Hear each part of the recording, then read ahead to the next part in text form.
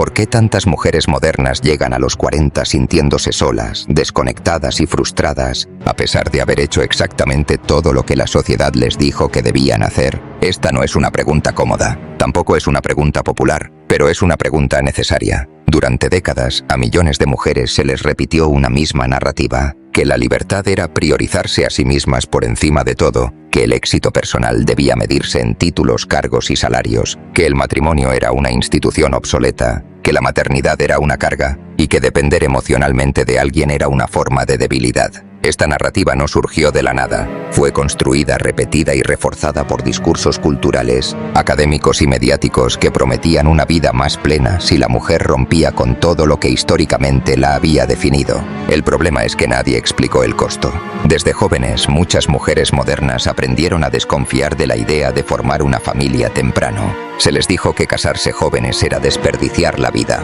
que antes había que vivir, experimentar, viajar, explorar, probar identidades, relaciones, caminos. El compromiso fue presentado como una cárcel, no como una construcción. Luego vino la maternidad. Tener hijos dejó de ser visto como una etapa natural del ciclo humano y pasó a ser descrito como un obstáculo, un freno a la carrera, una amenaza a la independencia, una renuncia a los sueños personales. Así, poco a poco se fue instalando una lógica peligrosa. Primero yo, después yo, y si queda tiempo, tal vez alguien más. Al mismo tiempo, se redefinió el concepto de feminidad. La suavidad fue asociada con debilidad, la sensibilidad con fragilidad, la necesidad de afecto con dependencia emocional. Se promovió un ideal de mujer autosuficiente, fuerte, impenetrable, que no necesita a nadie, que no se apoya en nadie, que no espera nada de nadie. Pero los seres humanos no están diseñados para vivir así. A los 30 años, muchas mujeres modernas tienen logros reales, un título universitario,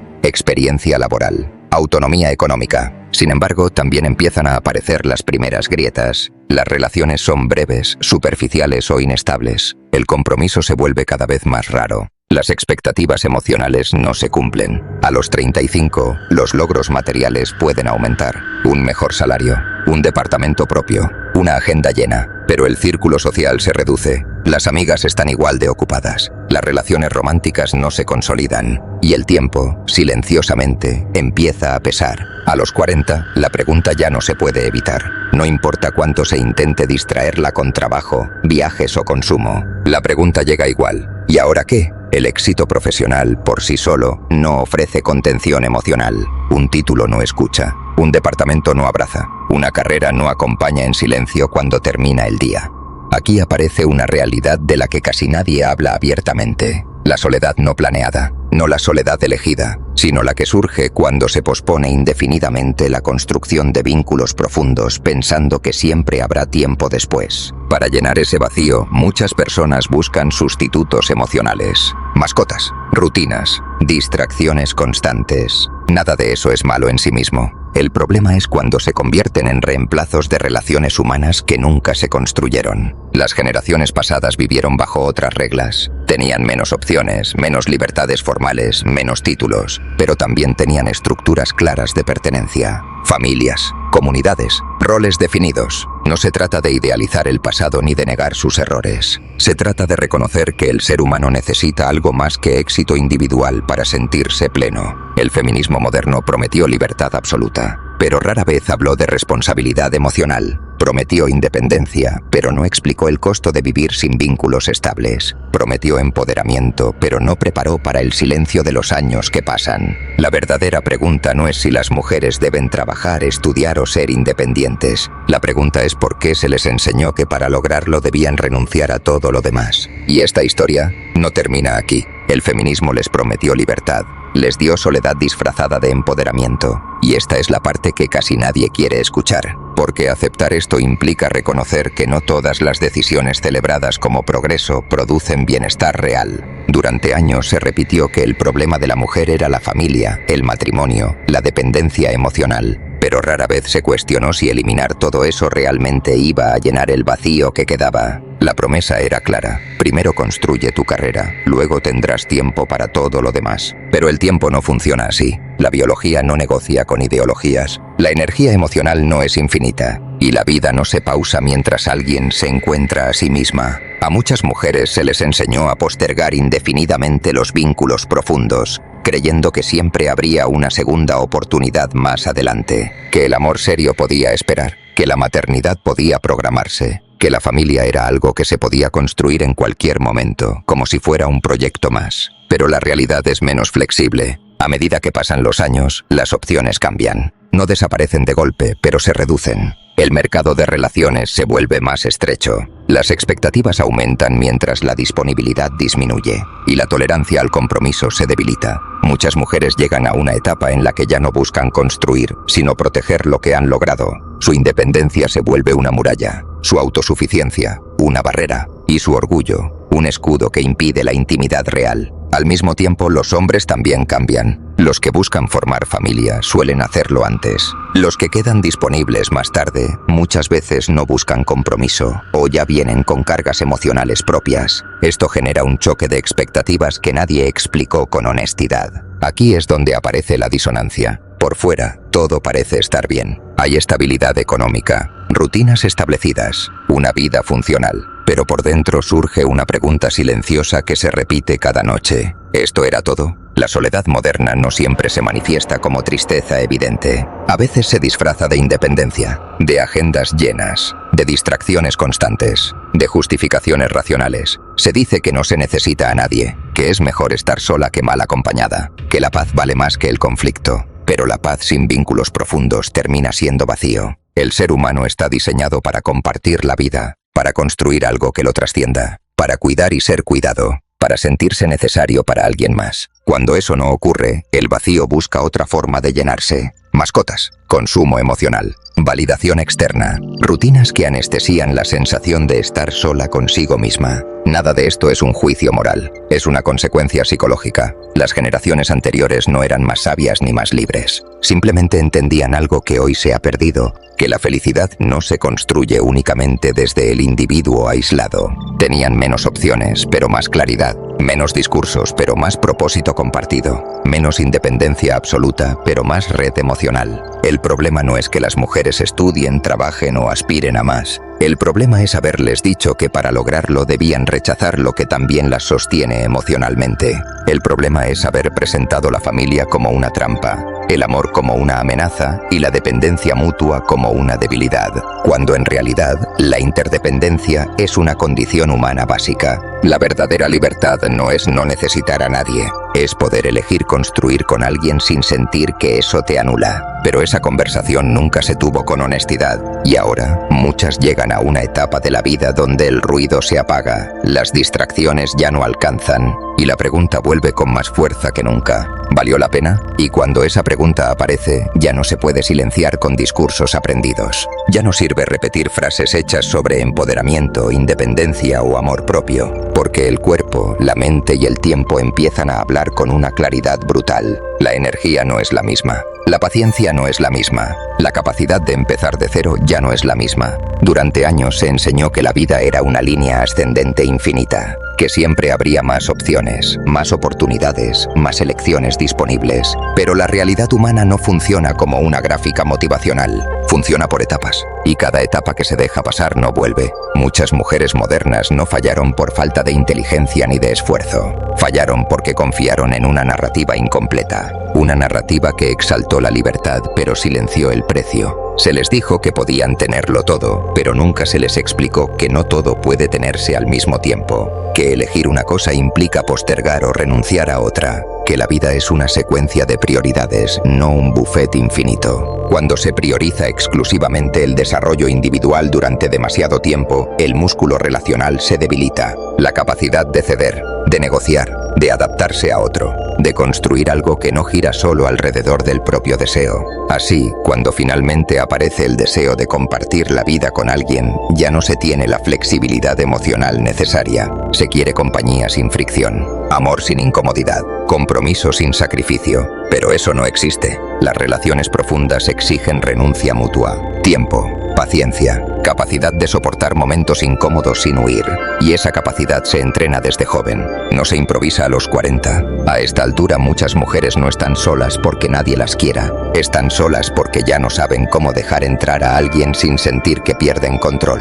Porque su identidad está tan fusionada con la autosuficiencia que la intimidad se vive como amenaza. El discurso moderno convirtió la necesidad emocional en algo vergonzoso, como si necesitar a otro fuera una falla del carácter, como si el deseo de formar familia fuera una señal de atraso mental. Así, muchas aprendieron a reprimir ese deseo, a racionalizarlo, a explicarlo como presión social, como mandato cultural, como debilidad heredada. Pero los deseos reprimidos no desaparecen, se transforman en ansiedad, en irritabilidad, en vacío existencial. Y cuando ya no hay tiempo para negarlos, el golpe es más fuerte. Aquí es donde aparece una tristeza silenciosa, difícil de nombrar. No es depresión clínica, no es una crisis puntual. Es una sensación constante de estar fuera de lugar. Se tiene una vida funcional, pero no significativa. Se tienen logros, pero no legado. Se tiene estabilidad, pero no continuidad. La maternidad, tan despreciada durante años, empieza a verse desde otro ángulo. No como una carga, sino como una experiencia que ya no llegará. No como una obligación, sino como una puerta cerrada. Y eso duele, incluso en quienes juraron no quererla nunca. Porque el cuerpo no entiende de consignas ideológicas, entiende de ciclos, de posibilidades biológicas, de tiempo limitado.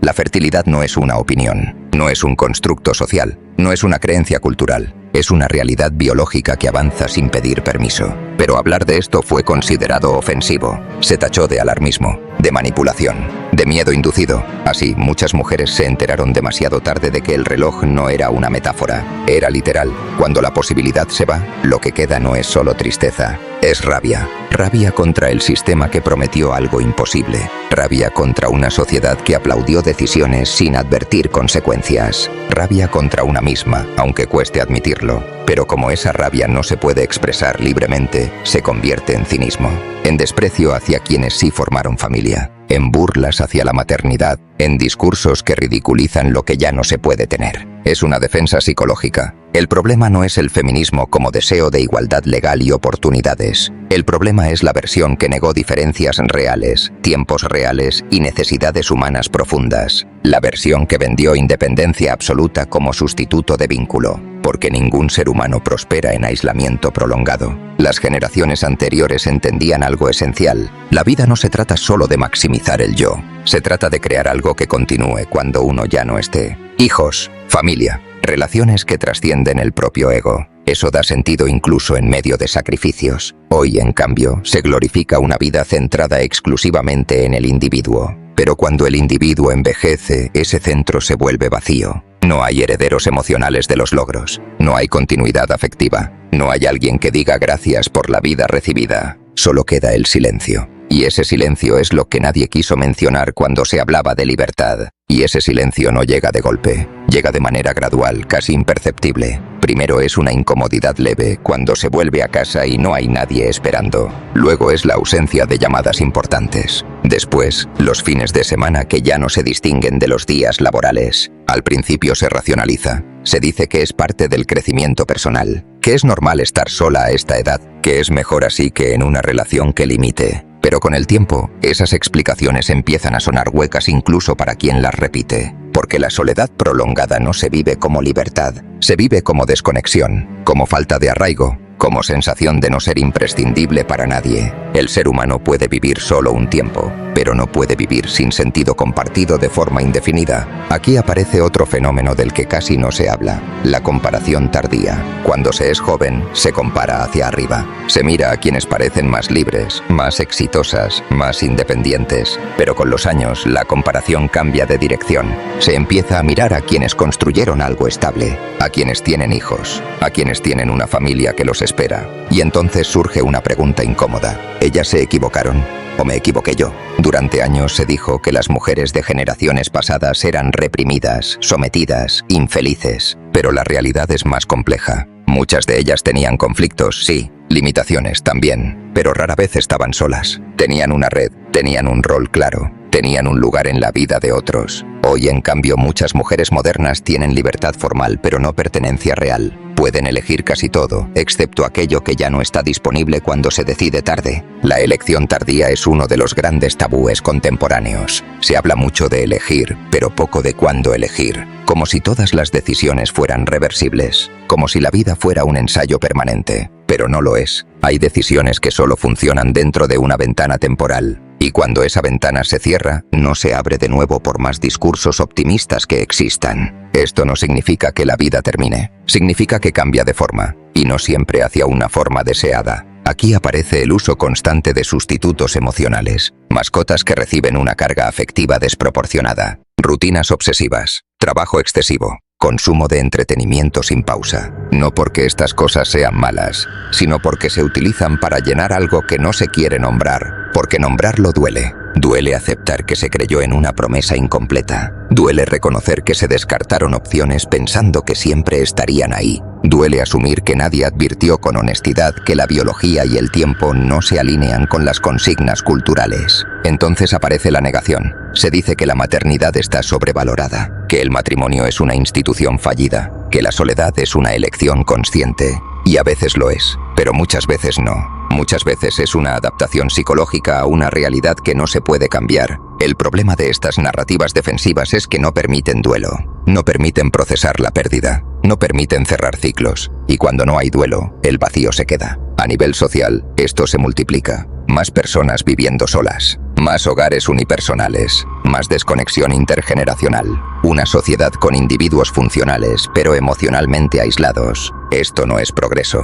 es fragmentación. La paradoja es evidente. Nunca hubo tantas herramientas para comunicarse, pero nunca hubo tanta dificultad para construir intimidad real. Nunca hubo tantas opciones de pareja, pero nunca fue tan difícil sostener una relación profunda. Nunca hubo tanta autonomía individual, pero nunca hubo tanto sentimiento de soledad crónica. Y esto no afecta solo a las mujeres, pero en ellas el impacto es distinto, porque el tiempo biológico no juega a favor. Eso no es injusticia moral, es realidad fisiológica. Ignorarla no empodera. Desinformar no libera, silenciarla no protege. Lo que verdaderamente dañó a muchas mujeres no fue la búsqueda de independencia, sino la negación sistemática de que el vínculo, la familia y la maternidad también pueden ser fuentes legítimas de sentido. Se les presentó una falsa dicotomía. O eres libre o formas familia, o te desarrollas o cuidas, o eres fuerte o eres femenina, cuando en realidad la vida plena suele integrar, no excluir. Pero esa integración requiere madurez, no ideología. Requiere aceptar límites, requiere elegir con conciencia del costo.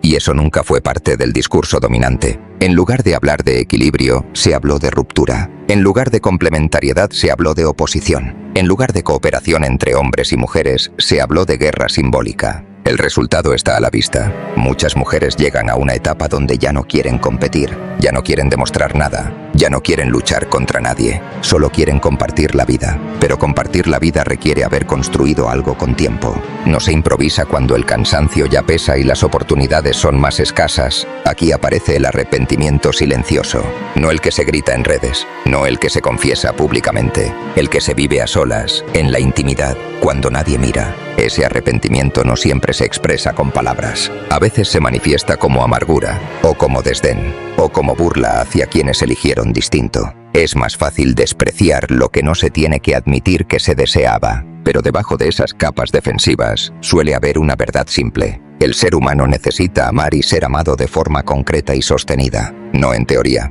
no en discursos, en la vida real. Y cuando eso no ocurre, algo se apaga lentamente. Cuando las distracciones dejan de funcionar, aparece el cansancio. No un cansancio físico, sino uno más profundo, más silencioso. El cansancio de sostener una identidad que ya no se siente propia. Durante años se actuó un papel, el de la mujer fuerte, autosuficiente, que no necesita a nadie. El de la mujer que siempre está ocupada, siempre productiva, siempre avanzando. Pero ningún ser humano puede actuar eternamente sin pagar un precio interno. A cierta edad, la energía que antes se usaba para sostener esa narrativa empieza a faltar. Ya no hay ganas de demostrar nada, ya no hay impulso para competir, ya no hay entusiasmo por acumular logros que no se comparten con nadie. Aquí es donde muchas mujeres empiezan a sentir algo que no encaja con el discurso aprendido. El deseo de cuidado mutuo, el deseo de hogar, el deseo de continuidad. Y ese deseo genera culpa, porque durante años se les enseñó que querer eso era traicionarse, que desear familia era ceder, que anhelar compañía estable era conformarse. Entonces se produce una fractura interna. Lo que se siente ya no coincide con lo que se cree que se debería sentir.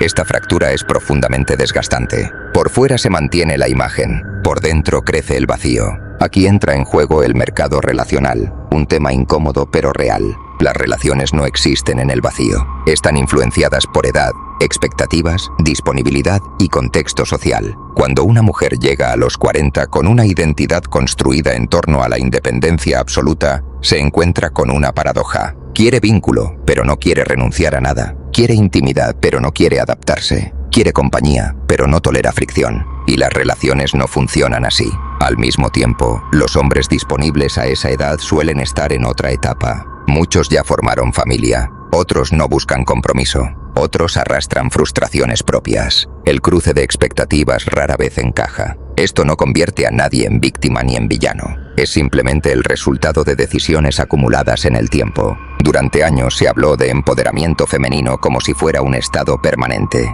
Pero el empoderamiento no es estático. Depende del contexto, de la etapa vital, de las necesidades reales del momento. Lo que empodera a los 20 no necesariamente empodera a los 40. Y lo que libera en una etapa puede aislar en otra. Este matiz nunca fue parte del discurso dominante. Se habló de libertad, pero no de soledad. Se habló de elección, pero no de irreversibilidad. Se habló de romper estructuras, pero no de construir otras nuevas. Así, muchas mujeres quedaron en tierra de nadie, sin el modelo tradicional, pero sin un modelo alternativo que sostenga a largo plazo. Porque destruir es más fácil que construir. Y criticar estructuras antiguas no garantiza crear otras mejores. La familia tradicional tenía fallas, sí, pero ofrecía algo fundamental: continuidad, pertenencia y propósito compartido. El nuevo modelo ofreció autonomía, pero no ofreció reemplazos sólidos para esas funciones humanas básicas. Y cuando esas funciones faltan, el individuo queda expuesto. Aquí es donde aparece la hiperadaptación, la mujer que se convence de que está mejor sola, que convierte la soledad en identidad,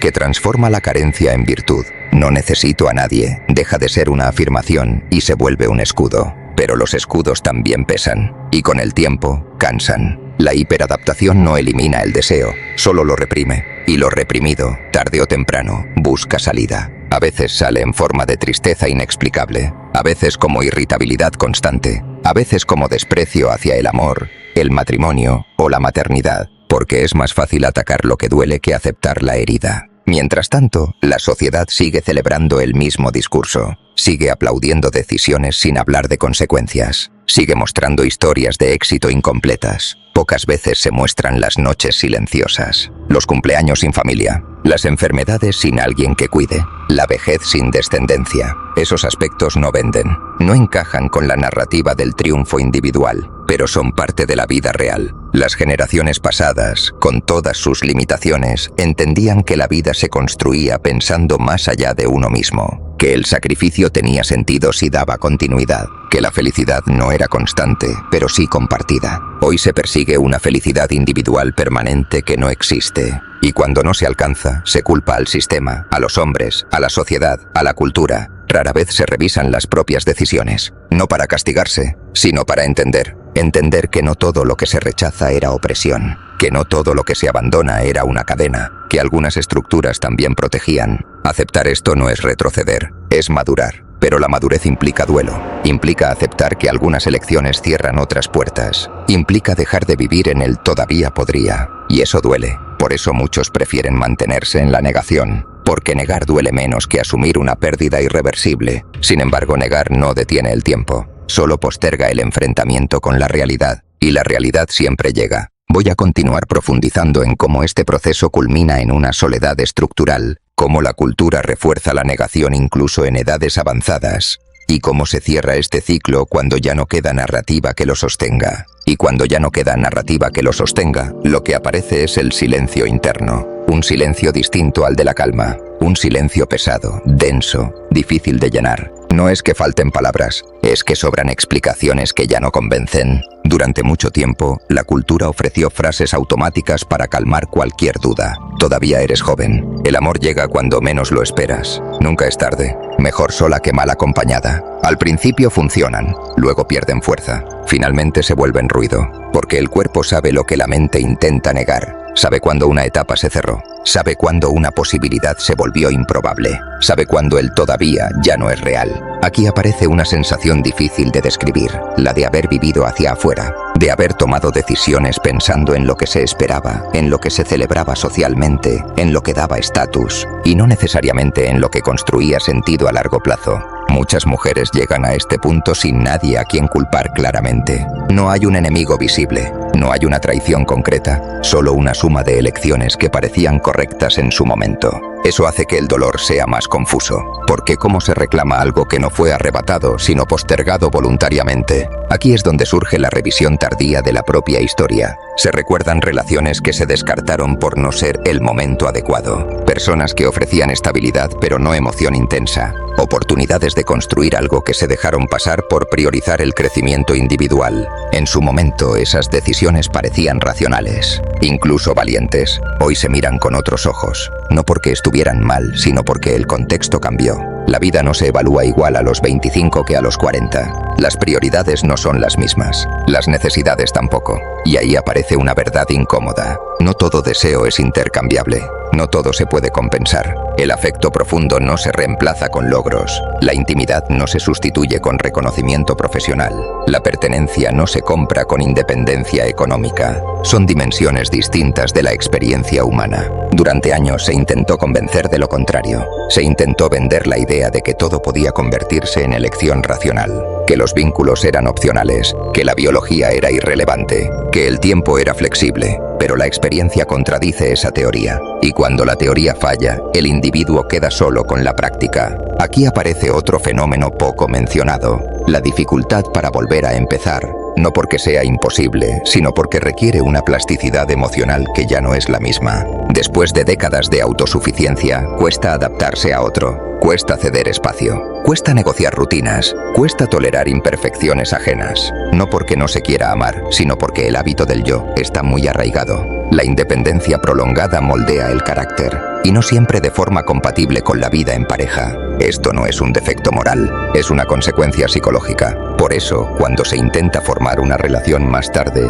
aparecen conflictos que antes no existían. Expectativas rígidas, baja tolerancia a la frustración, dificultad para priorizar al otro sin sentir pérdida. Las relaciones se vuelven frágiles. Cualquier incomodidad se vive como una señal de que no es ahí, y se vuelve a la soledad conocida, que duele, pero es familiar. Así se consolida un círculo difícil de romper. Mientras tanto, el entorno social también cambia. Los amigos forman familia. Las conversaciones giran en torno a hijos, responsabilidades, proyectos compartidos. Quien queda fuera de ese ciclo empieza a sentirse espectadora de la vida de otros. No por envidia necesariamente, sino por desconexión. La experiencia cotidiana deja de ser compartida. Aquí es donde muchas personas refuerzan la narrativa de que no querían eso de todos modos, que la vida familiar es aburrida, que el compromiso es una carga, que la libertad es superior. Pero estas afirmaciones ya no nacen del deseo, sino de la necesidad de justificar una realidad, porque aceptar que se desea algo que ya no está disponible es una de las experiencias más dolorosas que existen. Implica duelo,